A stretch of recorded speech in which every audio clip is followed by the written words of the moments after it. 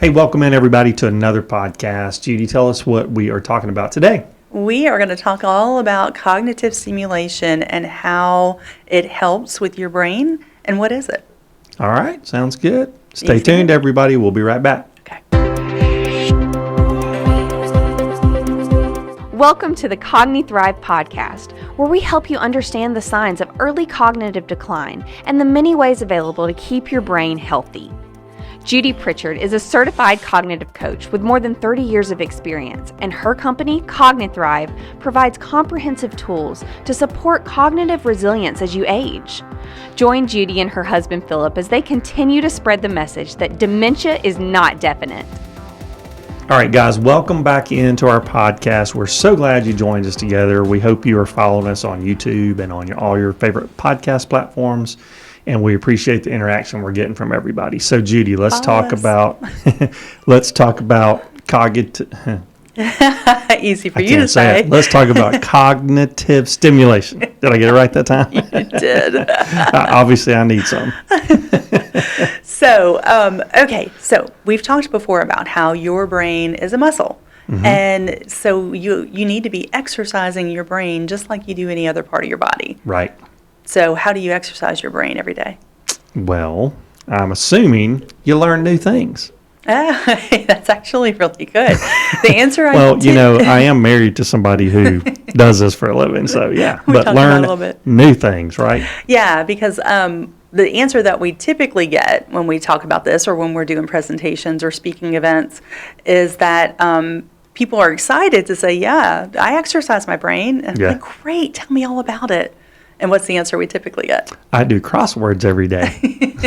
Exactly. Nothing wrong with crosswords, but I assume you're just kind of pulling information you already know.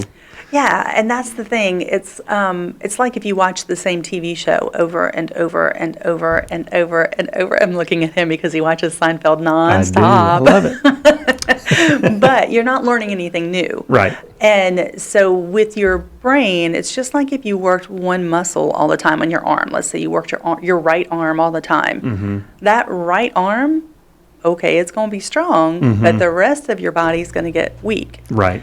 That's the way your brain is. You have different areas of your brain that do different things, and you want to find different ways, different activities that actually exercise the different areas of your brain, especially if you have some that aren't functioning as well. Mm-hmm. So how do you know? I mean, I know we do a cognitive profile, but say someone in general, like how would you know if a certain area of your brain's not working right?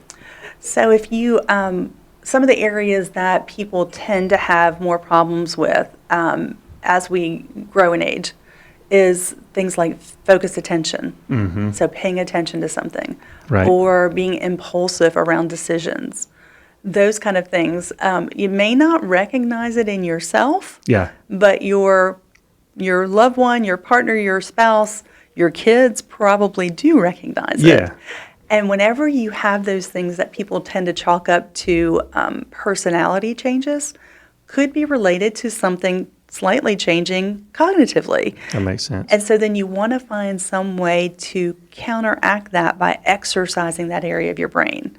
So for instance, if you are impulsive about things, mm-hmm. then find activities that will make you focus on controlling those impulses, such as learning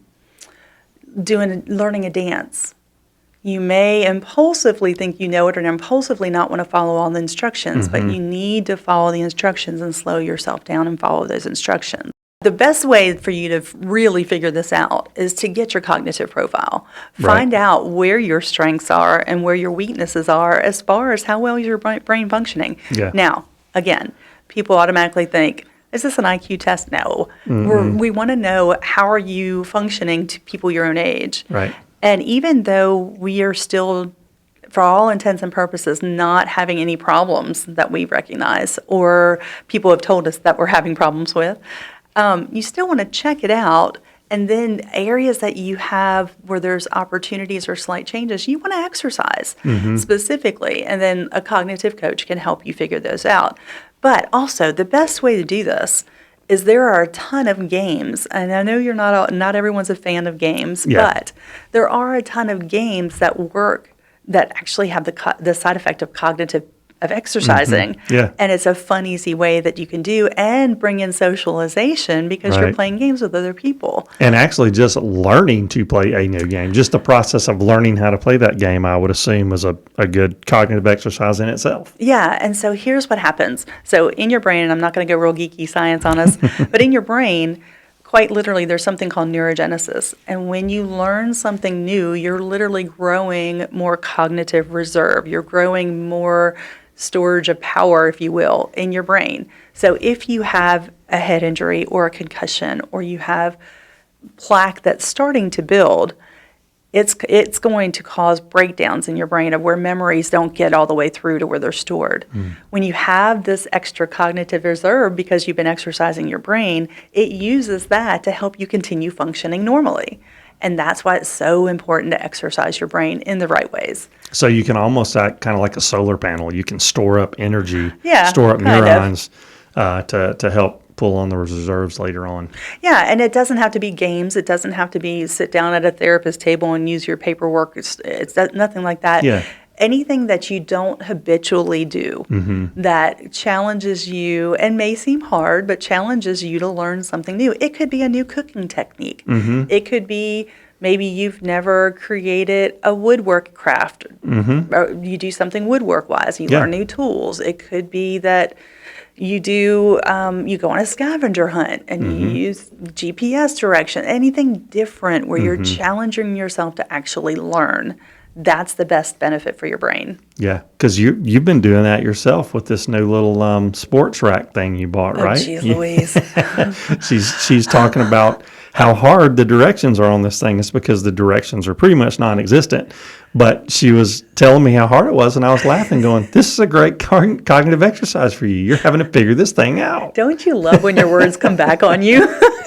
But you're absolutely right. Yeah. And it's funny because he wasn't home yet, and I was trying to figure out this sports rack that I use for our cognitive gym, and the directions were these little tiny pictures. And so I've literally taken it apart 3 times, and I had to walk away and then come back. But you're right. It was a great exercise because what I would have traditionally done is say, hey, when you get home, will you do this for me? Yeah. And then I would have tried to do it, and you would have promptly heard things being thrown across the garage. And But I'll have you know, I got up early this morning, and I got it fixed. Yes, I sure did. We'll see how much it holds. Yeah, well, hush. But you know, you always talk about me and my projects. But I love to build things. I love to create things. I create things in the video world all the time, but I also like to create projects and wooden things and make furniture and all kinds of stuff. So and I always look forward to that as, hey, you know what? Because you get those instructions off the internet. Well, it looks real easy there, but until you start doing it and having to figure it out, it really makes your brain work a different way. It does, but that's also another good point that you brought up. So a lot of times people will try a new game on their phone, and so everything they're doing to help their brain is on their phone. A better way to do it, so you can do like a enhanced, supercharged cognitive exercise. So doing stuff on your phone and learning something new is good. Doing something with your hands or your body or moving is better because you're activating more areas of your brain. So the more you can do where you're incorporating different senses and different tactile stimulation and movement, that all activates more areas of your brain, which is just it's supercharging your cognitive stimulation. That's very cool. Yeah, very cool. Yeah, that's great. So here's the best news of all. You can do this. We don't have to settle for age-related changes in your brain. You don't have to slow down cognitively. You don't have to get forgetful. You can work on this, but you need to do it. You can't. This is one of those things where proactiveness is key. So don't wait. Get working on it. And you also have to have, you know, when she talks about your family members or significant other maybe saying, hey, you're a little impulsive, or you seem a little on edge, or you don't listen as well. You need to really step back and not just brush that off as, they're just being annoying, and actually listen to it and go, you know what, there may be something to this. So you got to take control of your own health and mental health and cognitive health. Yep, and know it makes a difference. It truly makes a difference, but you have to do it. Yeah, that's cool. Absolutely. You mentioned something about, movement and stuff. And I know that's something we're going to talk about on an upcoming podcast, because there's all sorts of studies about how making physical movement go with the cognitive stuff you're doing just really has a huge benefit. So I think that's exciting to talk about. Yeah, we're going to do that on an upcoming show where we talk more about how those movements actually help, and what cognitive stimulation looks like with movement, and the benefits. So stay tuned for that. But in the meantime, don't forget to follow us on Care and Thrive Foundation's Facebook page. We do release a lot of information and videos around games, and I make Phil try all the games out with me all the time. So some of them I'm trying to get a better attitude, because I do know it's important. You are doing better. I do, and there's some games I like.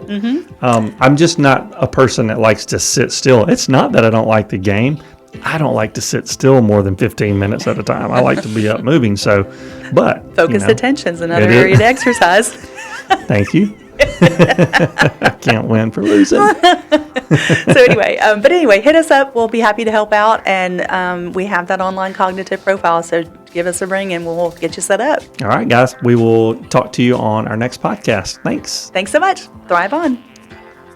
Thank you for listening, and remember, we are not physicians, and you should always consult your doctor about what treatment is best for you. Please visit www.cogni-thrive.com to learn more about our services or to book Judi to speak at your next event.